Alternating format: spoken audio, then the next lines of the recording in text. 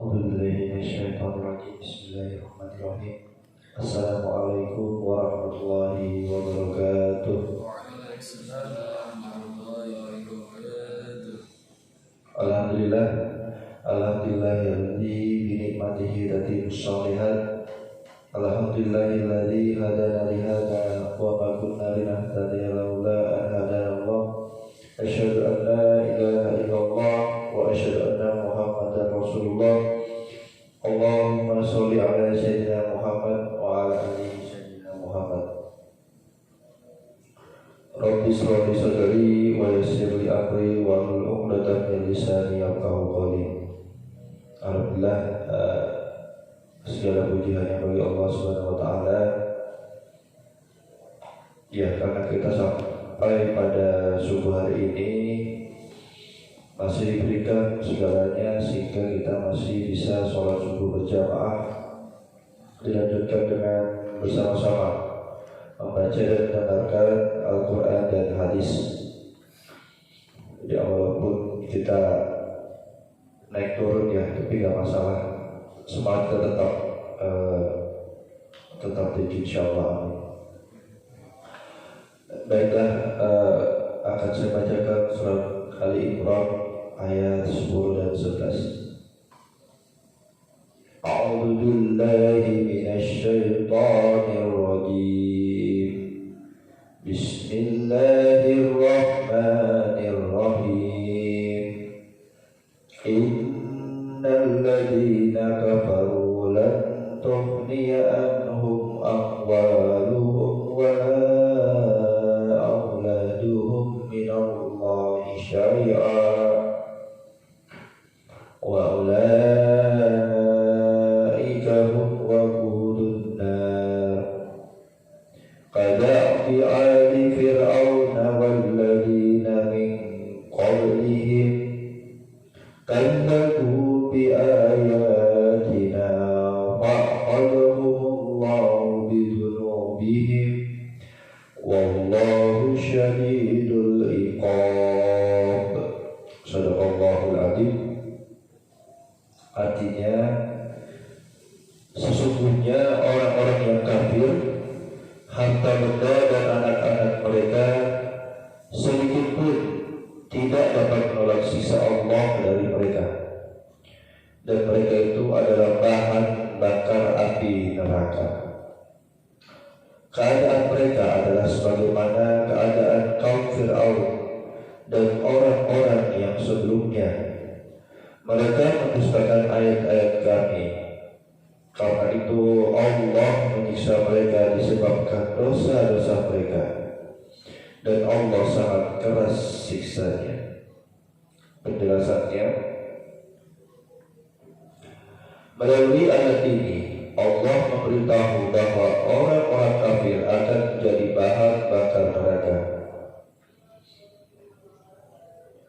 Hal ini sesuai dengan surat Al-Mu'minun ayat 52. Yauma la yanfa'u dhalimina ma'diratuhum wa lahumul la'natu wa lahum su'ud.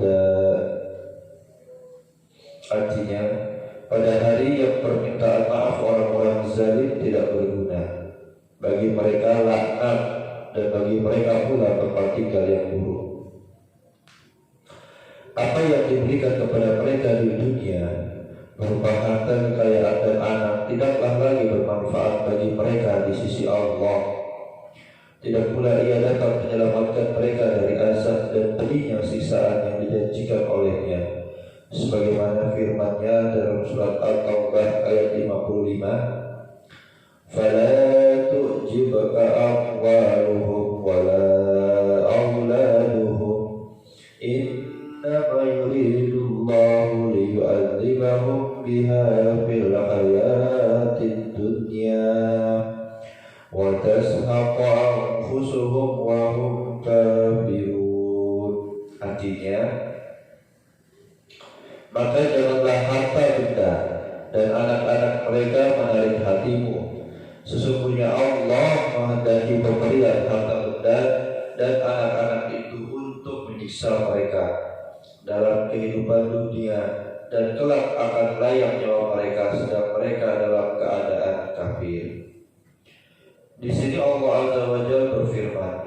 Innal ladzina kafaru, sesungguhnya orang-orang kafir, yaitu kafir terhadap ayat-ayat Allah dan mendustakan rasul-rasulnya serta menentang kitabnya. Mereka tidak mengambil manfaat dari wahyu yang diberikan kepada para nabinya. Kemudian firman-Nya, lan tughniya anhum amwaluhum wala auladuhum minallahi syai'a wa ulaika hum waqudun nar. Artinya, harta benda dan anak-anak mereka sedikit pun tidak dapat menolak siksa Allah dari api neraka, dan mereka itu adalah bahan bakar api neraka, yakni kayu bakar yang bisa menjadikan api menyala dan berkobar-kobar. Pada ayat lain Allah berfirman dalam surat Al-Anbiya ayat 98, innakum wa ma ta'buduna min dunillahi hasabu jahannam. Artinya, sesungguhnya kamu dan apa yang kamu ibadahi selain Allah adalah umpan jahannam. Firman-Nya, kala bi ali fir'aun. Artinya, keadaan mereka seperti keadaan kaum Fir'aun. Ad-Dahhak mengatakan dari Ibnu Abbas, seperti apa yang dilakukan oleh para pengikut Fir'aun. Demikian juga yang diriwayatkan dari Ikrimah, Mujahid, Abu Malik, Ad-Dahhak, dan yang lainnya. Di antara mereka ada yang mengatakan seperti kebiasaan yang dilakukan pengikut Fir'aun. Ada juga yang mengatakan seperti yang diperbuat oleh para pengikut Fir'aun, dan ungkapan-ungkapan lainnya yang maknanya tidak jauh berbeda. Di sini kata ad-da'u atau ad-da'alu sama wazannya dengan kata nahar atau yang artinya sungai, dan kata naharun yang berarti perbuatan, keadaan, perihal, urusan, dan kebiasaan. Umrul Qais pernah bersyair yang artinya, yang membuat temanku berhenti di atas kendaraannya karena dia mereka berkata, janganlah kau hancurkan dirimu karena putus asa, tapi kuatkanlah hatimu seperti kebiasaanmu terhadap Ummul Khawailid sebelumnya dan budaknya Ummur Rabab di Masar. Makna syair di atas adalah seperti kebiasaanmu terhadap Ummul Khawailid, yaitu ketika engkau menghancurkan dirimu dengan cinta yang kau berikan kepadanya, lalu kamu menangisi rumah dan bekas-bekas yang ditinggalkannya.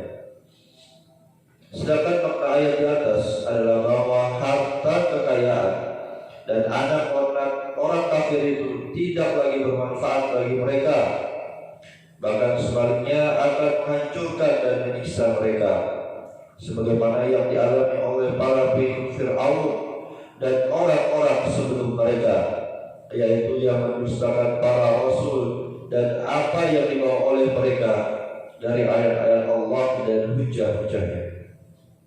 Firman-Nya, wallahu syadidul iqab, dan Allah sangat keras siksanya. Artinya hukumannya sangat berat dan siksanya pun sangat sedih, yang tidak ada seorang pun yang dapat menolaknya, dan tidak ada sesuatu pun yang luput darinya. Bahkan dia berbuat apa saja yang dikehendakinya. Dia telah menunjukkan segala sesuatu. Tiada ilah yang hak dan tiada roh melainkan Dia. Astagfirullahaladzim. Berikutnya yaitu pembacaan hadis ke-10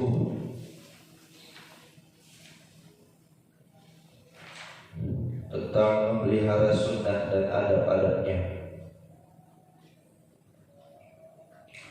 Dari Ibnu Abbas radhiyallahu anhu berkata, Rasulullah sallallahu alaihi wasallam bersabda,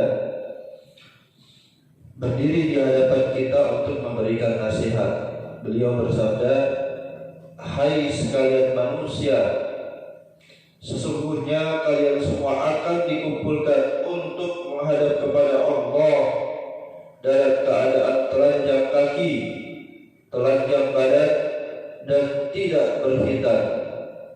Sebagaimana kami telah memulai penciptaan pertama, begitulah kami akan mengulanginya lagi. Suatu janji yang pasti kami tepati, sungguh kami akan melaksanakannya.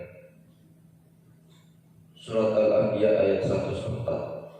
Ketahuilah bahwa makhluk yang kali pertama diberikan pakaian pada hari kiamat ialah Nabi Ibrahim alaihissalam. Ketahuilah, Nabi Ibrahim akan didatangkan dengan disertai beberapa orang dari umatku. Kemudian orang-orang itu diseret di sebelah kiri. Lalu saya berkata, Ya Rabbu, mereka adalah umatku. Lalu dikatakan kepadaku, sesungguhnya engkau tidak mengetahui apa yang mereka ada-adakan sepeninggalmu. Maka saya katakan, sebagaimana yang dikatakan oleh seorang hamba yang salih, dan aku menjadi saksi terhadap mereka selama aku berada di tengah-tengah mereka. Maka setelah engkau mengangkatku ke langit, engkaulah yang mengawasi mereka, dan engkau yang maha menyaksikan atas segala sesuatu. Jika engkau menyiksa mereka, maka sesungguhnya mereka adalah hamba-hambamu. Dan jika engkau mengampuni mereka, sesungguhnya engkaulah yang maha perkasa lagi maha bijaksana.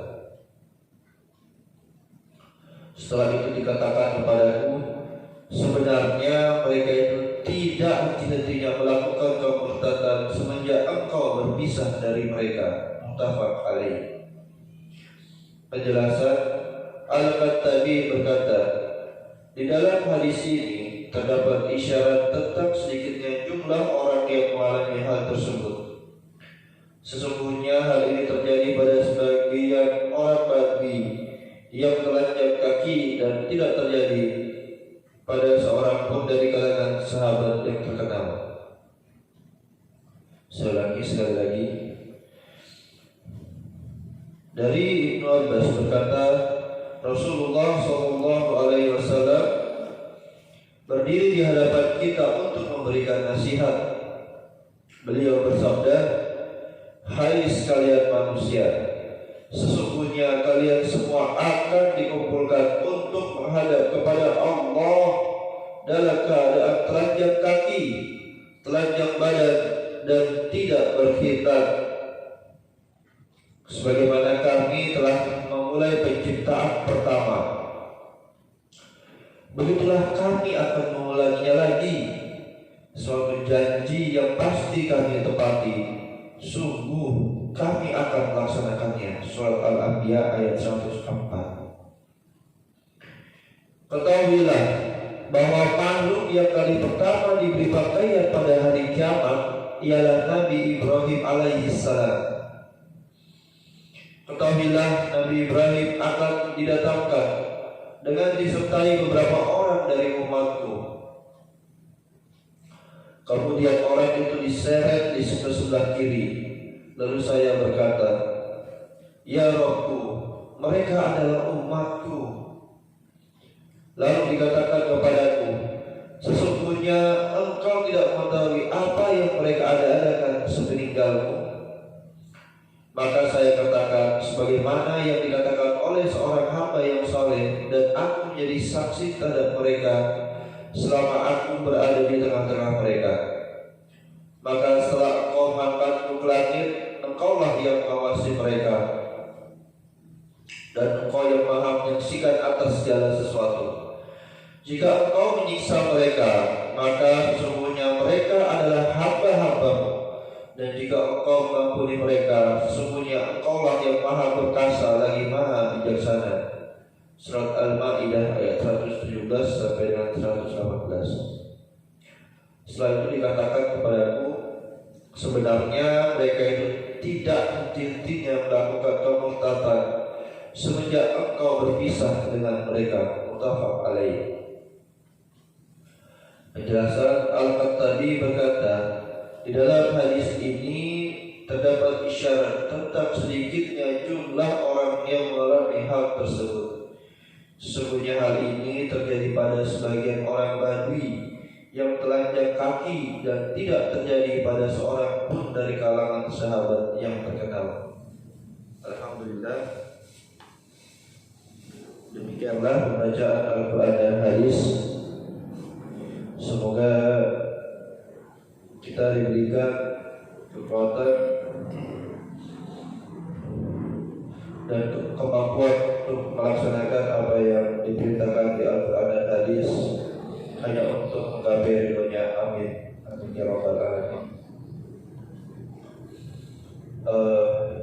Marilah kita tutup majelis pagi ini dengan membaca doa kafaratul majlis.